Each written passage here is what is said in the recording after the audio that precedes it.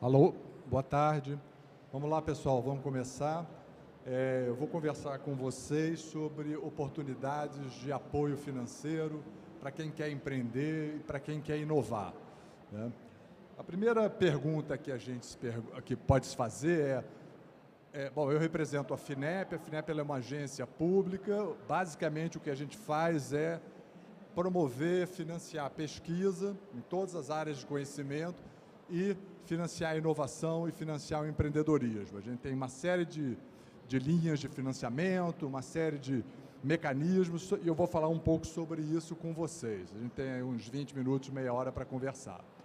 A primeira pergunta que a gente pode se fazer é por que num país como o Brasil, com tantas necessidades, com tantas carências, por que a gente vai investir em inovação? Que diferença isso faz para a vida das pessoas ou para o desenvolvimento? Bom, a gente olha um pouco para a literatura, olha para aquilo que outros países fazem, e a gente percebe que países que têm uma economia mais sofisticada, países que têm uma economia mais diversificada, países que investiram fortemente em pesquisa e inovação, conseguem atuar em mercados específicos e conseguem ter ganhos de competitividade bem grandes, né?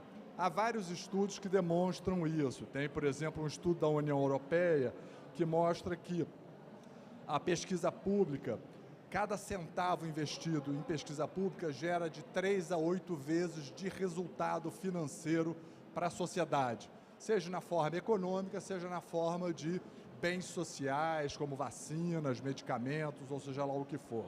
Tem também um relatório do FMI que diz que primeiro, que o apoio público, isso quem está falando é o FMI, né, que está sempre falando de liberalismo econômico, mas ele diz que apoio à pesquisa e apoio à inovação depende fortemente de financiamento público e depende da participação pública.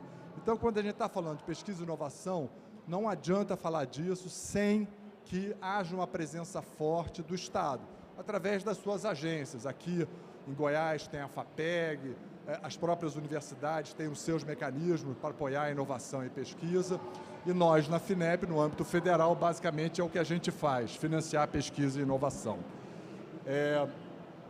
Esse é o estudo que eu falei do FMI. E o outro ponto que é interessante é o que tem de peculiar na atividade de pesquisa e de inovação.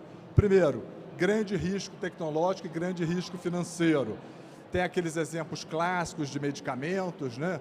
Para cada 10 moléculas que são estabelecidas, que são criadas, uma basicamente chega ao mercado, né? Então você tem de fato um risco muito grande até que isso possa chegar a algum canto. A gente assistiu recentemente a questão das vacinas para enfrentamento do Covid, várias rotas, várias tentativas, algumas mais eficazes, outras menos eficazes, e fundamentalmente é o Estado que tem que ajudar as instituições, sejam elas empresas ou universidades, a correr esse risco. Não tem outro meio, né?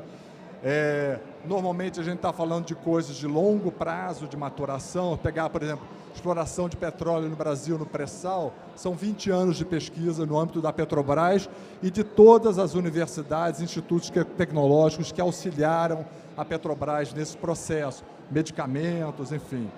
Tem um potencial de gerar grandes externalidades, e isso é um aspecto muito interessante.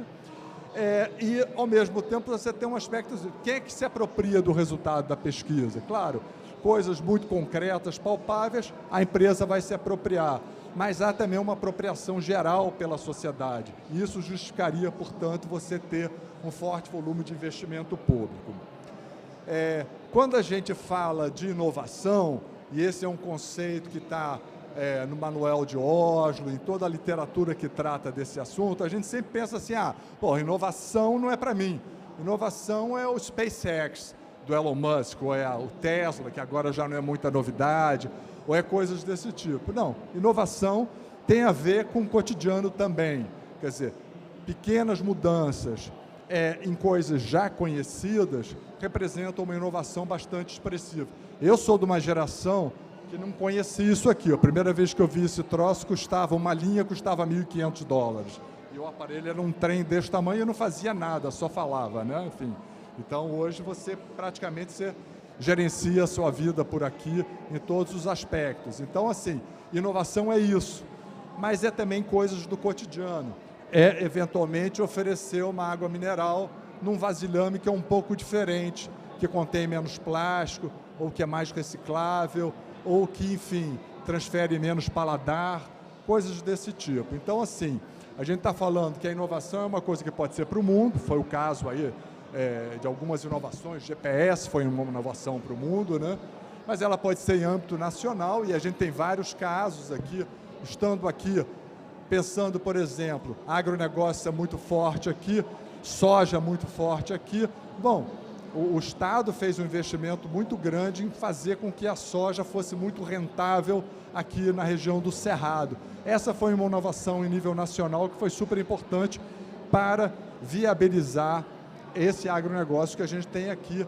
Não quero entrar no mérito se o modelo é bom, mais ou menos, melhor, enfim, eu acho que o modelo tem muitos empresários muito modernos, muito empreendedores e muito inovadores nessa área.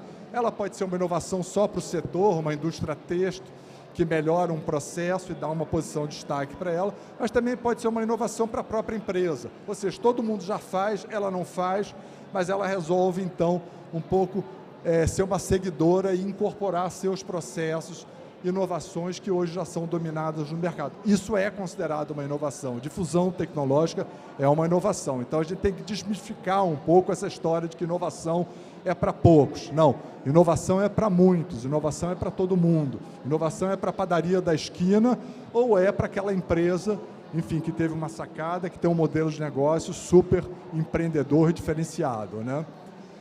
Como eu falei, na FINEP a gente financia pesquisa e inovação em todos os níveis de maturidade.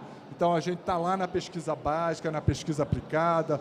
Eu tive recentemente aqui na Federal de Goiás, tem vários projetos que a gente financiou e são coisas muito ali no início da geração de conhecimento, mas tem coisas muito aplicadas. Eles desenvolveram recentemente um kit para diagnóstico de vírus, de uma maneira geral, que está sendo aplicado no caso do Covid, que foi uma inovação feita lá dentro e extremamente promissora e competitiva. Ela pode ser uma inovação, evidentemente, a gente financia também aquilo que é uma inovação para as empresas, mas a gente financia também levar a inovação ao mercado, e esse é um ponto importante. A empresa precisa testar se aquele produto ele é bem aceito pelo mercado. Pegar ramo de cosmético, por exemplo, uma Natura da vida, já que é bem conhecida, provavelmente metade do gasto que ela tem com o desenvolvimento de um produto é marketing e teste de mercado. Então, assim, dependendo do segmento, testar o mercado, ver qual é a aceitação do mercado para aquela inovação é extremamente relevante, né? Em outros segmentos, é a coisa mais simples e mais direta, né? Nós temos vários instrumentos, eu pulei aqui. Bom, a gente tem vários instrumentos, a gente financia, a gente tem dinheiro não reembolsável para a universidade, tem dinheiro não reembolsável para a empresa, tem dinheiro de investimento para empresas, para startups, para empresas que têm um potencial, ainda que estão, vamos dizer, que faturam um pouco, mas que têm um potencial de crescimento muito grande, com base em alguma inovação, em algum tipo de empreendimento. E a gente tem financiamento reembolsável com taxas muito atrativas. É uma sopa de letrinhas de modalidades de financiamento, mas o que é importante é basicamente isso aqui, é o que a gente vê aqui embaixo. A gente tem subvenção, a gente tem investimento e a gente tem crédito e a gente financia todo o processo, desde a geração do conhecimento até a colocação de uma inovação no mercado. Alguns exemplos de processo de financiamento. A gente tem nesse momento uma chamada de subvenção, quer dizer, dinheiro não reembolsável, para startup, a gente está falando de empresas, portanto, que faturam até 4,8 milhões, já precisa estar estabelecido, para desenvolvimento de soluções de inteligência artificial no setor de saúde, setor de agronegócio, cidades inteligentes, enfim, coisas que têm um potencial muito grande, coisas que estão no nosso dia a dia, né? Qualquer um de nós que mexeu com Google, com Alexa, coisas desse tipo, está mexendo com inteligência artificial. Então, esse é um exemplo de modelo de financiamento que nós estamos fazendo. Um outro exemplo é essa chamada que nós estamos fazendo aqui para cidades inteligentes e sustentáveis. É dinheiro também de subvenção, dinheiro não reembolsável. tem um modelo muito interessante para empreendedores, né, que são para aquelas startups, que normalmente essas empresas elas precisam muitas vezes de um volume de recursos um pouco mais substantivo para viabilizar aquele plano de negócio. E é difícil encontrar isso no mercado. Primeiro, é difícil encontrar investidor privado, é difícil acessar linhas de crédito. Nós temos algumas linhas de investimento para esse tipo de empreendimento. Nós fazíamos isso até ontem, literalmente ontem, por chamadas públicas, né? Então o sujeito tinha que esperar uma oportunidade, uma porta de entrada, e agora a gente está fazendo isso em fluxo contínuo. Então, qualquer empresa, qualquer startup que já tenha um protótipo e que precise de recursos de investimento para alavancar o seu plano de negócios, procura a gente. Tem caminho, tem meios para fazê-lo, né? A gente sempre fala que dinheiro de investimento não é para todo mundo. Por quê? Muitas vezes a pessoa tem uma ideia brilhante, tem uma empresa legal, mas ela não quer compartilhar o controle de capital. Bom, o investimento pode não servir nesse caso, porque muitas vezes você vai ter que discutir com o teu investidor o que fazer com a empresa. Então, a empresa precisa estar num determinado estágio de maturidade buscando esse tipo de dinheiro, né? Mas eu acho essa uma oportunidade muito legal e ela se comunica muito bem com outros mecanismos. Eu estou vendo a Sheila aqui, que é da Secretaria de Desenvolvimento e Inovação aqui do Estado, e eles têm feito coisas muito legais, programas de subvenção, programa de apoio ao empreendedorismo. Essa é uma ação que se comunica bem com coisas que o Estado faz aqui, por exemplo, né?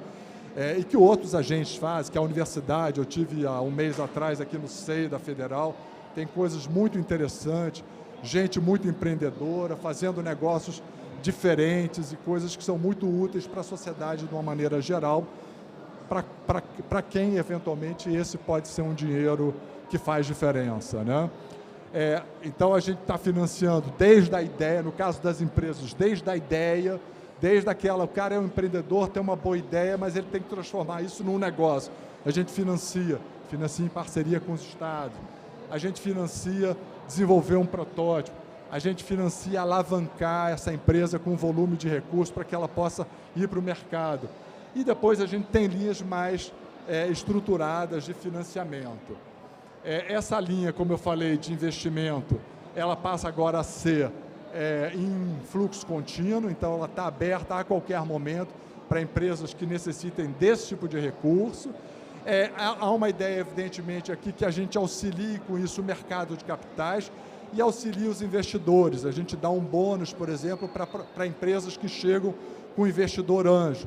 Então, a gente garante a esse investidor anjo, que normalmente é uma pessoa física que está apostando naquela empresa, a gente garante a esse investidor uma boa saída, alguma rentabilidade para aquele dinheiro que ele decidiu arriscar lá.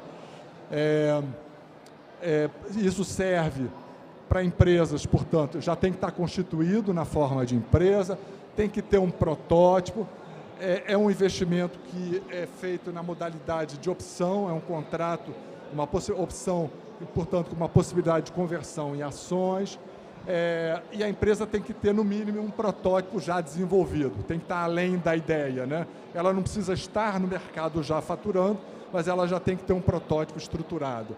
E aquilo que eu falei, né? A ideia aqui também é ajudar o mercado de capital, atrair mais investidores, alavancar investidores para esse tipo de ação, tá?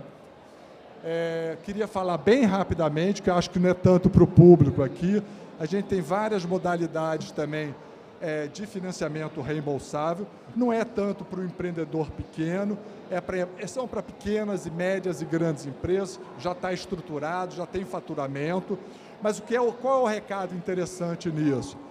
Com a inflação da forma que está, e com a Selic bateu ontem, né, 13,75, ou coisa que vale, a gente está oferecendo linha de financiamento na maneira direta, ou na maneira direta em parceria, por exemplo, com agentes aqui em Goiás, com taxa 5%, 6%. É taxa de juros negativa.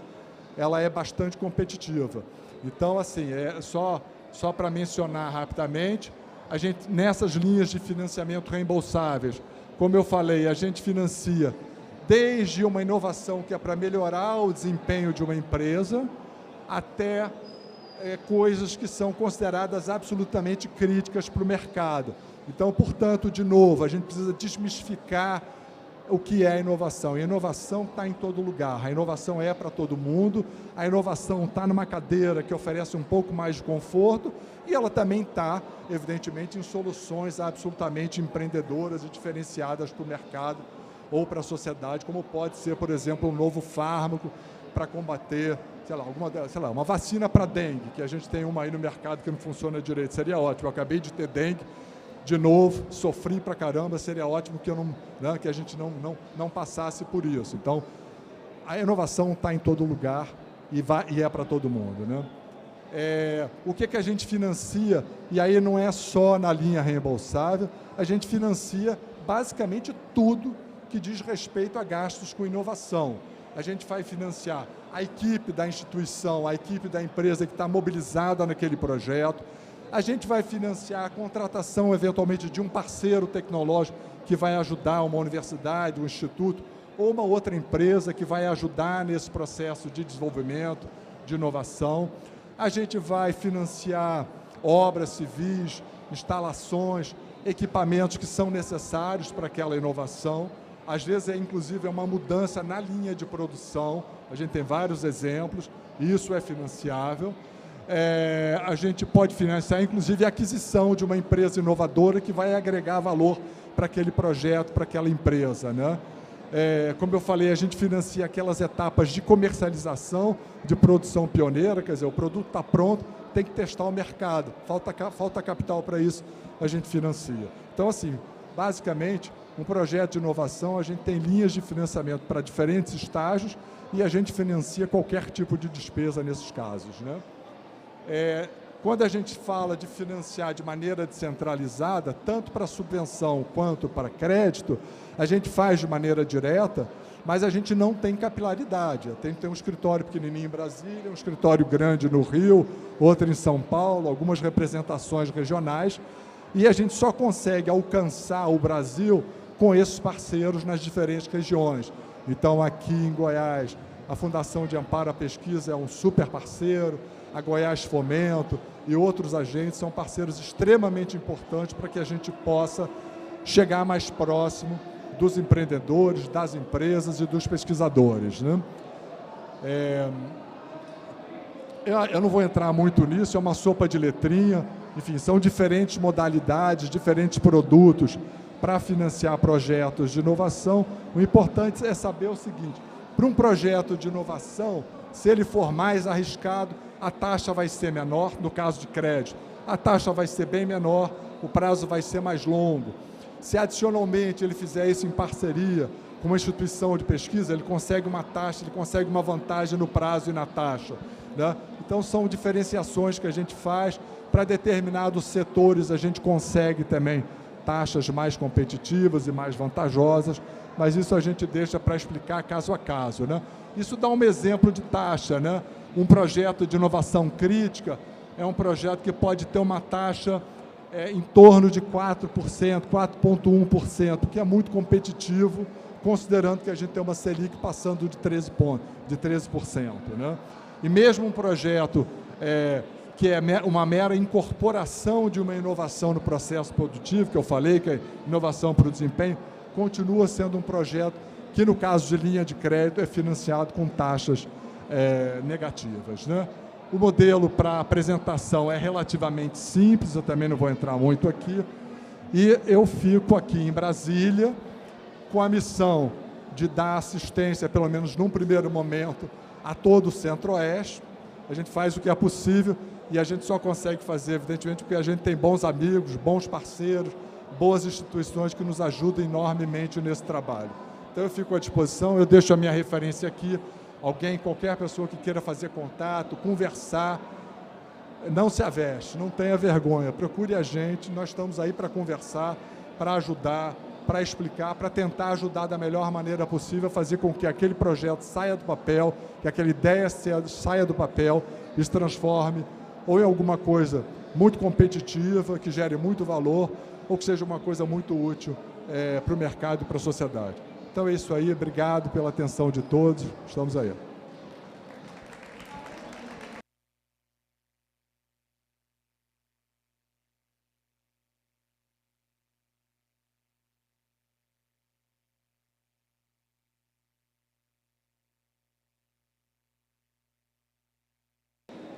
Olha, se alguém quiser fazer alguma pergunta, fique à vontade. A Isabela me disse que nós ainda temos aí uns 3, 4 minutos. Se não, se preferir mandar por escrito, né, também pode fazer. WhatsApp, o que for, tá? Tudo bem? Quer você falar um pouquinho mais sobre o apoio às startups de inteligência artificial? Porque tem uma chamada em aberto e agora você disse que é fluxo contínuo também. Como é que vai funcionar isso? Não, desculpa. Talvez eu tenha me expressado mal. São duas coisas. Nós estamos com uma chamada em aberto de dinheiro de subvenção econômica, que é dinheiro não reembolsável, para empresas que faturam, acho que até 16 milhões, que podem se associar a empresas maiores. E, nesse caso, é uma chamada específica para desenvolvimento de soluções de inteligência artificial aplicada ao setor de saúde, agro, cidades inteligentes, e agora eu esqueci qual é o quarto, enfim, né? E essa é uma chamada que tem começo, meio, fim. Ela está aberta, ela ainda está aberta. O que passou a ser nós estamos trabalhando para passar a ter o modelo de subvenção econômica, que é esse aqui, também em fluxo contínuo. Ele ainda não está disponível. O que a gente passou para modelo agora de fluxo contínuo é o modelo de investimento. É o que a gente chama do FINEP Startup, que é um modelo de investimento onde a empresa ela aceita um contrato de opção, qualquer segmento, qualquer área de conhecimento. Ela precisa ser uma empresa que se classifica como uma startup dentro da legislação de startup. Então, já precisa estar constituída como empresa, ter um potencial de aceleração relativamente grande, e ela vai submeter um plano de negócios. Nós vamos examinar esse plano de negócios e, se tudo der certo, ela pode receber um aporte de até 1,5 milhão, se for qualquer setor da economia. Se for o setor de automobilístico, que inclui a cadeia de maquinário agrícola, pode chegar a 2,2 milhões. A diferença é que até ontem, essa empresa tinha que esperar o edital. Esse edital não existe. O edital agora ele permite a entrada de projetos a qualquer momento. Vão ser examinados a qualquer momento. Diferente dos projetos de subvenção, em que a gente consegue aprovar um volume relativamente grande, só para citar, nós fizemos um edital de tecnologias 4.0, né, há 1 ano e meio atrás, a gente aprovou mais de 200 projetos, né? Nesse de investimento, ele é uma jornada um pouco mais longa, e como eu comentei rapidamente, ele acaba não sendo para todo mundo, porque, por exemplo, muita gente não quer assinar um contrato de opção. A pessoa é dona da empresa, acha que tem condição de tocar o negócio sozinho e, na verdade, na modalidade que a gente faz, se tudo der muito certo, a verdade é que, na maior parte dos casos, a gente não exerce a opção. Mas naquelas situações que tudo dá certo, você tem um crescimento explosivo, a gente tem um acordo de ganha-ganha. Então, assim, é preciso verificar se essa é uma modalidade. Mas ela é uma modalidade muito interessante para empresas que têm um projeto, um plano de crescimento muito rápido e que requisita investimentos vultosos para esse processo de crescimento. É esse que está em processo contínuo. Tá?